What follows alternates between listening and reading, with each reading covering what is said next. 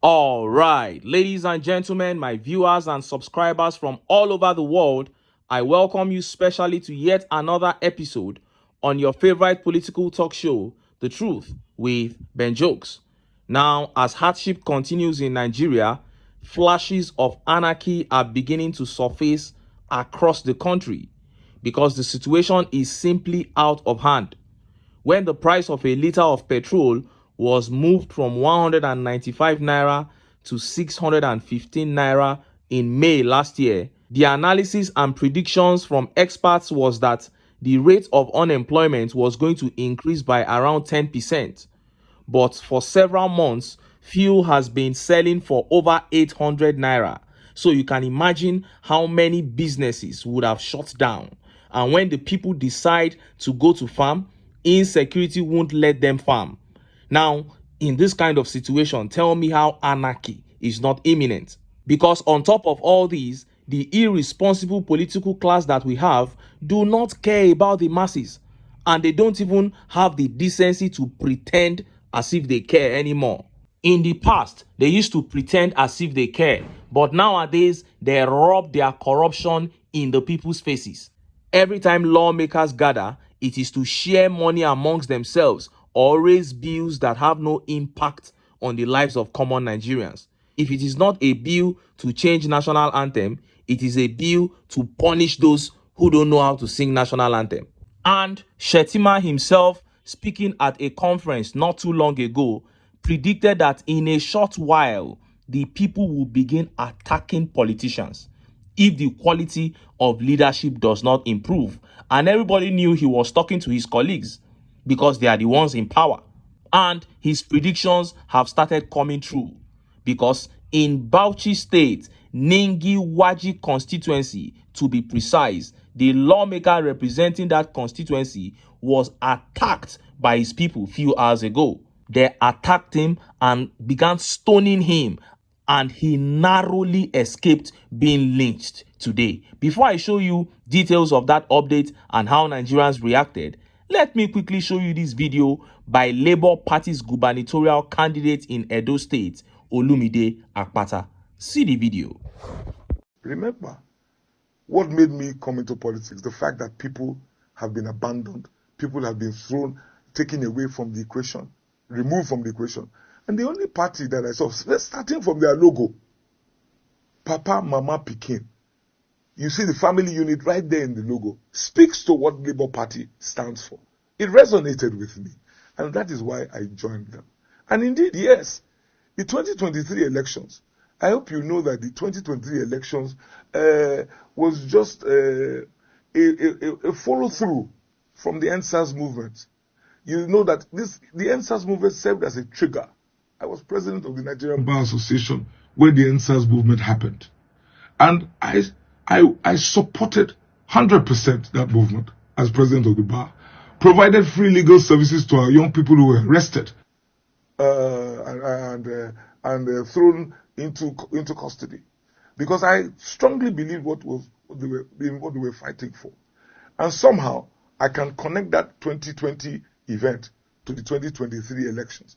So yes, seeing that Labour Party indeed, on paper, says is for the people, and then seeing that in 2023 we had our presidential candidate articulating these issues, speaking about moving this country from consumption to production. Definitely, it was very natural. So you draw from the philosophies of Mr. Peter Obi when it concerns prudence, accountability, absolutely. Would you infuse that if you're elected into government? Oh yes, we must run a lean government. We must cut off the fat. High cost of governance is one of the major problems in Nigeria at national and subnational level. Wastage is one of the problems. We just spend money without giving mind or paying mind to what we can do with prudence. So Peter Obi, I've known him for a long time, and this is one thing I definitely agree with, as we agree on. You must cut wastage. It adds up. You heard that. That was Olumide Akpata speaking there. LP's candidate in the gubernatorial elections coming up in Edo State. Now, as the president of Nigerian Bar Association, this man, Olumide Akpata, supported the End SARS movement. Meaning, instead of taking sides with government, he took sides with the people. That is a people's man. He was the first lawyer to become the NBA president before attaining the rank of Senior Advocate of Nigeria, SAN. As a matter of fact, he defeated two Senior Advocates of Nigeria to become NBA president. This guy is a performer. Edo people, don't let PDP deceive you with their candidate, Asue Ighodalo. The PDP man has a godfather. You can see Oshomole jumping up and down for the APC man. But Olumide Akpata, the LP man, is leading his own campaign. That is who you should elect, a man who does not have a godfather. He was on Arise TV today, and Ruben Abati told him to name 3 things that they should expect from him as governor of Edo State. This man ended up listing 6 things. And Ruben was even impressed. He said, I told you to list 3. You are listing 6 when other people are stammering. Other candidates have come there. They've been stammering. And it is even shameful that anyone would consider voting on known APC or PDP candidates over a known LP candidate. I know you will say that it doesn't matter that it's LP. He can go there and misbehave as LP lawmakers are misbehaving in the Senate now. This one is a known performer. As NBA president, every honest lawyer will tell you that he is the best NBA has had so far. Edo must never make that mistake. Vote a man that you can hold to account if he misbehaves. And of course, Edo is the home of obedience. You guys have to cap it up by having an obedient governor. I repeat, don't let the PDP deceive you with their candidate. The PDP is better than the APC, no doubt. But these two parties have handled this country for far too long, and look at where we are. So it is time to give others a chance. You can see what is happening in Abia State. You better do the right thing so that your state can also be repositioned like Abia State. Now, let us look at that update coming out of Ningi Waji constituency of Bauchi State. Lawmaker Adamu Hashimu Ranga was attacked by angry youths in his constituency. Look at how the papers reported it. Angry youths attack rep in Bauchi, accuse lawmaker of poor representation. The member representing Ningi Waji Federal Constituency of Bauchi State in the House of Representatives, Adamu Hashimu Ranga, narrowly escaped being mobbed by angry youths who allegedly attacked his convoy in Ningi. Daily Post reports that Ranga, who was elected in 2023 under the People's Democratic Party (PDP), had attended the burial of the late Emir of Ningi Muhammad Yunusa Dan Yaya on Sunday, along with other prominent figures from Ningi Emirate Council. However, during the event, some youths of his constituency expressed their displeasure with his representation, accusing him of neglecting them since his election and relocation to Abuja. The youths began chanting Bamuyi, Bamuyi in Hausa, which translates to "We don't want you," while throwing sand and stones at the lawmaker as he was leaving the late Emir's palace around 5:42 p.m. Daily Post gathered that all efforts to calm the youths proved futile as the attack continued. The attack escalated as the lawmaker approached his vehicle, resulting in severe damage to the car, with the windows, windscreen, and rear mirrors shattered. An eyewitness in a phone interview with Daily Post described the incident as unfortunate. He said, "I came out of the palace deeply saddened by the Emir's demise, only to see youths throwing sand and stones at a car. When I moved closer, I realized it was our representative being attacked." He added that the youths had mobilized upon seeing the lawmaker, positioning themselves near his car and starting the attack as soon as he was leaving the palace. It was further gathered that it took the intervention of security operatives for the lawmaker to be driven away from the scene. Efforts to reach the rep, Adamu Hashim Ranga, for comments were unsuccessful as of the time of writing this report. You saw that. The PDP House of Rep member for Ningi Waji constituency, humiliated by his people. Just as Shetima predicted, the people have started attacking politicians.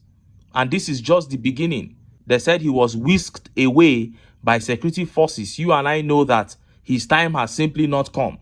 If 150 youths wanted to end him, there is nothing 20 police and soldiers would have done. And in the revolution that is coming, even the police and soldiers might not protect politicians. At that point, their loyalty will no longer be solid. We are already seeing police and soldiers making videos complaining about maltreatment from government. They won't continue to endure forever. During the End Bad Governance protest, protesters attacked the home of ex-President Buhari, but his security men caught wind of the attack before it happened and they escaped with him before protesters came. All these are signs of what is to come. The people will not remain fools forever.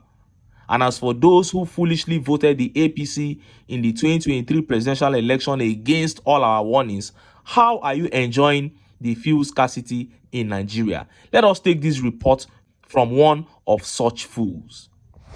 Anger as petrol sells for over 1,000 naira per litre in Benue. There was palpable anger in parts of Benue State Saturday as most filling stations in the state dispensed petrol between the rate of 980 naira and 1,100 naira per litre. Before the sudden adjustment to the new rates, petrol was sold between 850 naira and 950 naira per litre at filling stations owned by independent marketers, while black marketers sold at 1,000 naira. Aside the NNPC mega station, which hardly has petrol to sell to the public but dispensed at 617 naira per litre whenever they have supplies, most of the filling stations in Makurdi and major towns in the state sold the products to angry motorists and motorbike riders at the rate of 980 naira and 1,100 naira.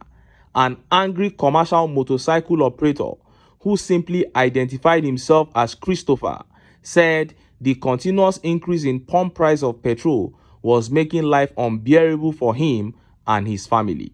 He lamented that yesterday he bought the product from a filling station in town for 850 naira per litre, and in less than 24 hours, he went back to fill his tank for the day's business and discovered that the pump price had been adjusted upward to 980 naira per litre. He said, "We did not see this coming. This government wants to impoverish Nigerians the more. What is our sin? Did we wrong them by voting them? Oh, so you voted them. How can any reasonable government subject Nigerians to this unimaginable level of suffering? Every money we make goes to purchase of fuel. This is not fair to poor Nigerians. The government is not listening to the cry of poor Nigerians. Everything that makes life worth living is being priced out of the reach of the masses. We cannot feed our families. Our children are dropping out of school, and people do not go to hospital again if they fall sick because they cannot afford treatment. Is this what they promised us during the elections? With this, how can anyone claim that the rising food prices will come down? This government has failed the masses, and we will not forget this traumatizing experience they are making us go through in a hurry." So, Mr. Christopher, or whatever you call yourself, as a common man who rides motorcycle, what made you vote APC after the 8 destructive years of Buhari? You said this was not what they promised you during the campaigns. That's a big lie. Did you not hear Tinubu say he was going to continue from where Buhari stopped? What else did he promise you aside that? When he went to Kano, he said he had not come to say anything, that he only came to dance. And he began dancing. When other presidential candidates were going from one media house to another, articulating their plans, their vision to Nigerians, did you see him go anywhere? And when he went to Chatham House in London, all the questions he was asked, he ended up giving the questions to all the people that followed him to answer. He didn't answer a single one. And you are coming to say this was not what they said during the campaign. Are you okay upstairs? A man said he brought Buhari, and after Buhari's 4 destructive years, he endorsed him a second time. How can you expect human sympathy from such a man?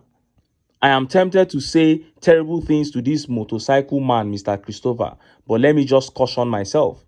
Because he is one of those drawing us back in this country. A poor man who has a family, survived Buhari regime, and then he went ahead to vote Tinubu. What an atrocity. And this takes me back to Edo State. If you guys miss the opportunity to elect that very sound LP candidate, Olumide Akpata, and you vote either PDP or APC, well, you will still be obedient, but just know that whatever befalls Edo State, you guys brought it upon yourselves. Point blank, period. And in other news, Tinubu, amidst all the troubles in Nigeria, jets off to China. This is the typical Buhari style, typical Buhari's pattern. These men have turned presidency into retirement plan. This one na correct retirement enjoyment. They just get into office and they'll be touring the whole world in presidential jets. But this is the APC. I don't expect anything different. And that is why I keep telling Nigerians that these guys have come to kill, to steal, and to destroy. And if Nigerians want to have a country they can be proud of, a country that can benefit all the citizens therein, then they must jettison sentiments, come together and get these guys out of power. But until then, make I still enter town for more information. Bye for now.